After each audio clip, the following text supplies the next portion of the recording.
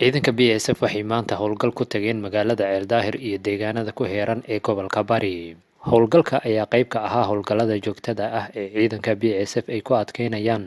nabadgelyada deegaanada Puntland, looguna xoojinayo iskaashiga shacabka iyo ciidamada amniga si looga hortago dhagarta kooxaha cadowga ah. Sidoo kale ciidanka BSF intay howlgalka ku joogeen deegaanadaasi waxay isku xog waraysi la qaateen saraakiisha amniga Ceeldaahir, odayaasha iyo waxgaradka. ciidanka BSF iyagoo ka jawaabaya codsiga uga yimi shacabka iyo bahda caafimaadka Ceeldaahir ayaa waxaa deeq dawo ah oo kala duwan ku wareejiyeen xarunta daryeelka dhallaanka iyo hooyada ee magaalada Ceeldaahir.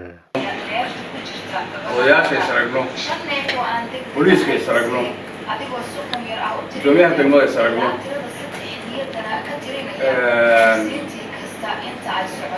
waxaan idinku nimi laba qodob qodobka koowaad inaan xaaladda amni ee magaalada ka jidha inaan ogaano aad nooga warbixisaan aynu ka wada hadallo iska kaashanna amniga guud. aad baan idin soo hambeeyay weyna maanta maadam meeshu waa deegaankeeni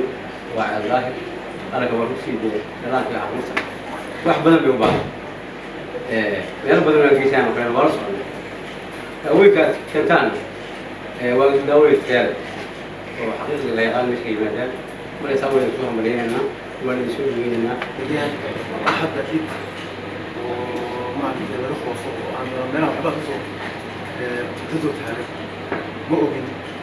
laakiin Soomaaliya oo dhan guud ahaan si iska tahay isku malaynaa Soomaaliya iska dhan aan caqabada maartay dawladda isku dhow soo dhawahay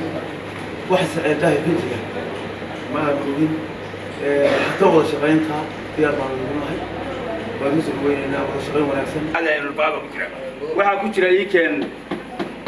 faleebayaal waxa ku jira irbado badan oo tayada weeye oo isugu jira noocyo badan idinka kala arki doona dhaqaatiir oo yaqaana sidaas darteed laga bilaabo saacada tan waxaan ku wareejinay magaalada Ceeldaahir inaad nagala wareegteen waa hadlaysaa idinku sidaas aye ilaahay baa mahad iskale waxaanu dawo kale maanta ugu wareejiyay magaalada Puntland إن شاء الله تعالى waxaan rajeynayaa in dawladdaas loogu adeegi doono sidii nidaamka caafimaadka bulshooyinka ku nool magaalada Ceeldaahir iyo dhammaan nawaaxigeeda inta kale oo waxweeyaan adeega caafimaadka ka faa'iideysta insha Allah. ciidanka BSF waxay u taagan yihiin mar walba sugidda amniga iyo ka warqabka shacabkooda.